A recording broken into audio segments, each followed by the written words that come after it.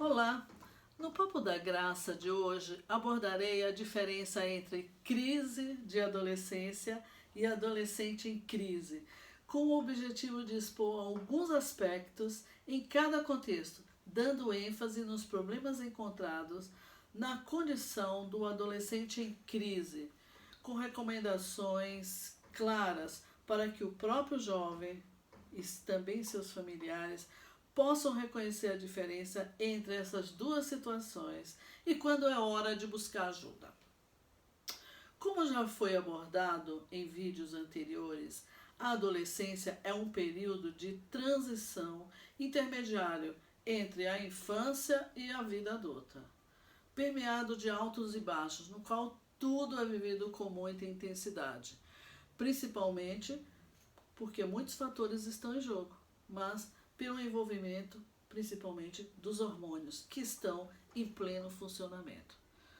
Na maioria das vezes, o jovem, por qualquer motivo, ficará revoltado e é capaz de criar pequenas desavenças entre ele e os seus pais, seus irmãos e os seus próximos. Questiona tudo e a todos. Mas, gente, temos que pensar que também é a época dos sonhos, das fantasias, em que tudo pode. Sabemos que as crises na adolescência podem ser poucas ou bastante sofridas. Por exemplo, um jovem que sofre uma desilusão amorosa é vivido com muita intensidade. Ele se desespera, faz uma promessa para si: não quero mais saber de outro relacionamento na minha vida, nunca mais. O sofrimento é sentido de forma eterna, mas aos poucos até pode demorar, porque nessa fase o tempo que está em jogo é o tempo vivencial, não só o cronológico.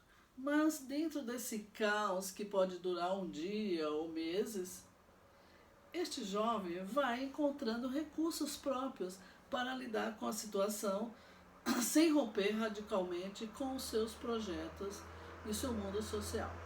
Esta situação mutável obriga o jovem a reestruturações permanentes que são vividas na busca da conquista do seu amadurecimento. E por essa instabilidade obriga-o a tentar refugiar-se em seu passado, por um doloroso processo de luto que ele está passando da criança que ele foi, em busca de projetar-se para um futuro em tornar-se adulto. Nessa perspectiva, não se consegue atravessar essa fase sem passar por um certo grau de turbulência. É salutar e até esperado, considerando que esta instabilidade é inerente à evolução normal de todo ser humano, assinalando que seria normal a presença de um equilíbrio estável durante este processo. Nesse sentido, é esperado que os adultos que já passaram por essa experiência possam conviver de forma a dar suporte e ajudar o jovem a atravessar essa fase com menos sofrimento, com mais leveza. A grande questão é: quando podemos reconhecer que um adolescente está em crise? Não é uma tarefa fácil de responder. Pela minha experiência, penso que o principal sinal que devemos ficar atentos é quando o jovem apresenta uma mudança repentina de comportamento, totalmente diferente do que ele vinha demonstrando anteriormente. Essas mudanças ficam mais visíveis no ambiente escolar e familiar. O jovem que se encontra nesta situação conflituosa torna-se intratável de forma radical, comprometendo até a sua autoestima. Funciona sempre na defensiva, isolando-se, evitando o contato com os adultos. Como vivem seus sentimentos de forma intensa, podem surgir condutas radicais e avassaladoras, dando passagem aos comportamentos de risco. A delinquência, violência, o uso exagerado de drogas e de álcool, a ciberdependência, o vandalismo, até mesmo tentativas de suicídio. Dessa forma, a crise impõe ao adolescente uma vida em perigo, em risco. E quando os pais não conseguem encontrar uma solução para o problema, embora sempre bem intencionados em ajudá-los, acabarão até atrapalhando, podendo piorar a situação, uma vez que eles estão envolvidos emocionalmente. Penso que nessas horas é importante buscar um suporte profissional.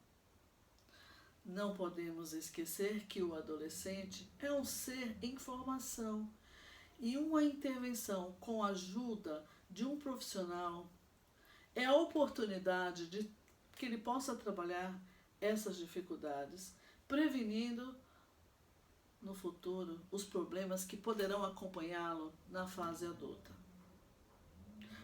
Como psicanalista, penso que para compreender estas mudanças, devemos levar em consideração as dinâmicas e os aspectos subjetivos que estarão em jogo, quer seja na crise de adolescência ou no próprio contexto de um jovem em crise. Sobretudo porque o problema não é mais do que reflexos dos conflitos de dependência infantil que intimamente ainda persistem. Assim, os processos de luto obrigam a atuações que têm características defensivas, exteriorizando seus conflitos de acordo com a sua estrutura e suas experiências. É fundamental que o jovem tenha um lugar fora do escopo familiar para que ele possa falar de suas questões, sentir-se compreendido diante de um profissional que entrará nesta relação de forma neutra, que não irá julgá-lo nem direcionará as suas escolhas, mas o implicará nas consequências dos seus atos, dando-lhe a palavra, criando oportunidade para que ele possa se abrir, expor suas dificuldades, levando a reconciliar consigo mesmo e com os seus próximos, ou seja, fazendo as pazes com a vida. À medida que esses encontros vão acontecendo, o que se revela é um jovem que, apesar da sua aparência de agressividade, de revolta, esconde uma fraqueza e, no fundo, é preciso compreender que esconde aí, por trás deste comportamento intransigente, está uma criança assustada, sofrendo pela dificuldade de crescer internamente. Para terminar, não devemos esquecer que a palavra crise significa risco e oportunidade. Oportunidade de crescer.